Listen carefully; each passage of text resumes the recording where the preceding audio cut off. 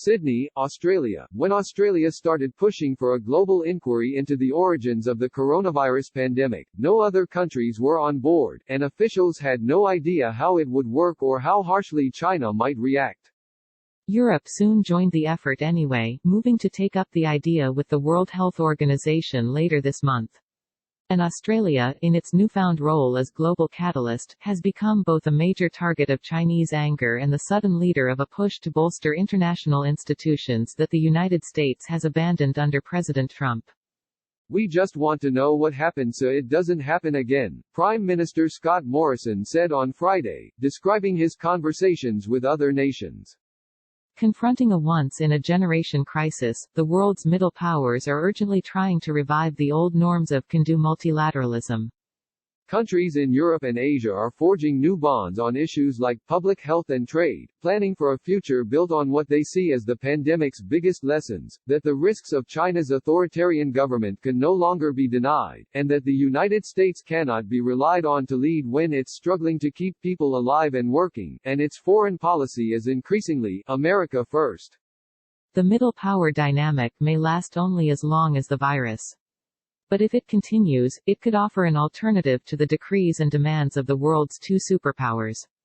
Beyond the bluster of Washington and Beijing, a fluid working group has emerged, with a rotating cast of leaders that has the potential to challenge the bullying of China, fill the vacuums left by America, and do what no lesser power could do on its own. Australia is resetting the terms of engagement so we have more strategic freedom of action, and in order to do that, you need to build a coalition of like-minded nations, said Andrew Hastie, a backbencher in the Australian Parliament who leads its Joint Committee on Intelligence and Security.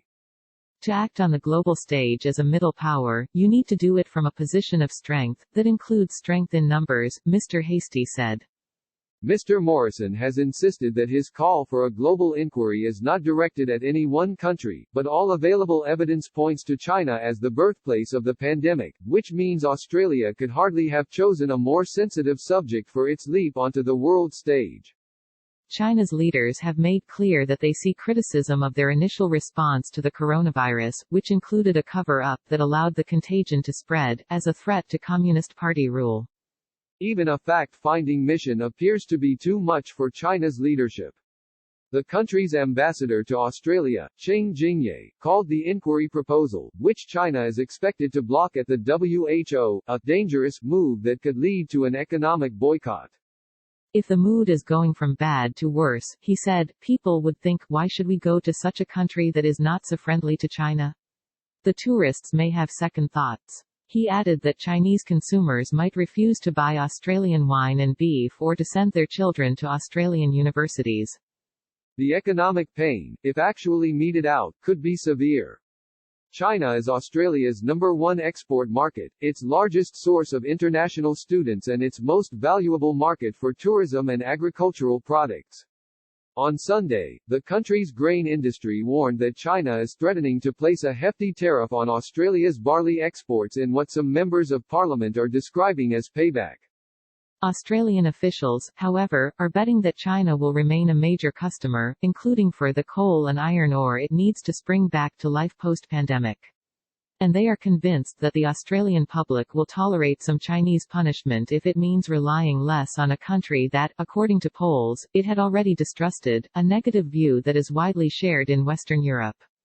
The frustrations have been building for years. Under President Xi Jinping, China's hacking and intellectual property theft have increased. Communist Party proxies have tried to interfere in the domestic politics of Australia and other countries, while Beijing increasingly demands obedience across the globe, leaving no room for either foreign companies or countries to question its policies. Peter Jennings, a former defense official and the executive director of the Australian Strategic Policy Institute, said that COVID-19 had stripped away the last illusions of a benign China, the idea that a country could do business with China without worrying much about how it was governed. By suppressing information about the virus when it appeared in Wuhan, China's government put on full display the dangers of its authoritarian system, not just for its own people but for the world. And instead of acknowledging its missteps, it has doubled down, spreading conspiracy theories, insisting that its response be celebrated, and stridently attacking anyone who suggests otherwise. Our senior leaders, to use an Australian saying, have had a gutful of China, Mr. Jennings said. Frankly, I think they're just fed up. In such situations, Australia would usually turn to America. For the 7 decades after the end of World War II, the United States was seen as a defender of transparency and cooperation. But relying on Washington for that kind of leadership seems impossible now. Much of the world views with disappointment and sadness an America laid low by the virus and Mr. Trump's erratic response. The president has shown little interest in working with any other country. He has said his administration is conducting its own investigation of China, but that move is widely seen as an effort to shift blame away from his own botched handling of the pandemic. Mr. Trump has also said he is temporarily halting funding to the WHO, and the United States did not contribute to a recent fundraising effort led by the European Union for research into vaccines.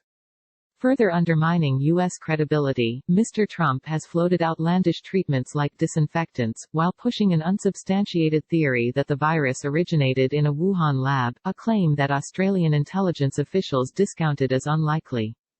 Normally, however imperfectly, America would also have mobilized the world, Kevin Rudd, a former Australian Prime Minister, wrote in a recent essay. This time, in America's absence, nobody did. That void predates the pandemic. In 2018, after the United States had pulled out of the Trans-Pacific Partnership, 11 countries, including Australia, Canada, Japan, New Zealand, Mexico and Vietnam, signed a trade pact of their own as a hedge against China.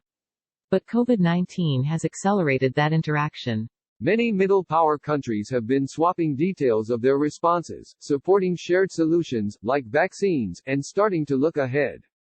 On Thursday night, Mr. Morrison joined a call with leaders from nations that are calling themselves the first movers, countries that acted quickly against the pandemic and have flattened their curves of infection, including Austria, Denmark, Greece, Israel, Singapore and New Zealand. Australian officials have also been part of a weekly dialogue on the post-pandemic future with a group of countries that includes India, Japan, South Korea and Vietnam. The United States is also involved, but notably as a participant, not the group's leader, said Rory Medcalf, a former diplomat and the head of the National Security College at the Australian National University. Historically, Australia, a country of 25 million people, has seen itself as too small to exert much influence on the world stage, though its economy is nearly as large as Russia's. In interviews, officials described an ingrained ambivalence competing with nascent confidence, built in large part on their sense that Australia has forged a track record of resistance and survival in relation to China, one that much of the world could learn from. Australia was among the first countries, in 2018, to ban the Chinese companies Huawei and ZTE from supplying its 5G network. It has also passed sweeping foreign interference legislation. The push for a coronavirus inquiry, however, represents a leap up. The idea emerged, somewhat ad hoc, when Marise Payne, the foreign minister, announced it on a Sunday morning news show. She surprised the world. France's leader, Emmanuel Macron, initially told Mr. Morrison it was not yet time for an investigation, though he appears to have since come around to support the proposal. Secretary of State Mike Pompeo praised the idea, suggesting, incorrectly, that Australia was supporting a U.S. investigation, highlighting one of Australia's enduring obstacles, the informed perception that Mr. Morrison is too eager to please his ally Mr. Trump. Making the inquiry a reality may require more proof of independence and the kind of sustained, careful effort that Australia has yet to master. The real test will be, what does Australia do next? Mr. Jennings said. He argued that if the proposal died at the WHO, Australia should create, pay for and lead an independent commission of investigators from all over the world. Ultimately, it is unclear just how much a group of middle-power countries without fixed leadership can accomplish. At some point, Australia and the other nations will have to decide whether to focus on reforming the old system or trying to build something new.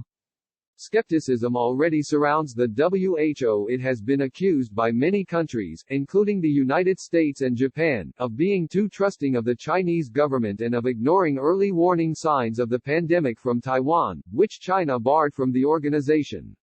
Many of its critics believe the way out of the pandemic and the intensifying U.S.-China conflict may involve new forms of organization drawn from countries that are already trying to revive global cooperation to defeat a killer that does not respect national borders.